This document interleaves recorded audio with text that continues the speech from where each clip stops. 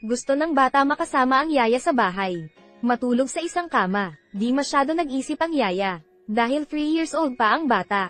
Di niya alam dwarf ang bata. 17 taong gulang ngayong taon. Bilang karagdagan sa taas, ang ibang functions ay nabuo ng normal. Siya si Oscar. Di na siya lumaki mula ng 6 years old siya.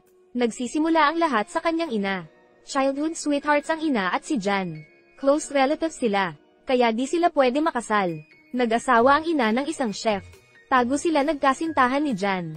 Biglang, may nabuo sa pag-ibig nila. Ipinanganak si Oscar, matalino kaysa sa mga batang kasing edad niya. Ang relasyon ng ina at Jan ay di normal. Sa 3rd birthday ni Oscar, di siya binigyan ng ina ng tin drum. Naupo si Oscar sa ilalim ng mesa na may drum. Binabati ni Jan ang nanay gamit ang paa niya. Nainis si Oscar sa kanilang dalawa. Kaya kusa siyang nahulog sa hagdan.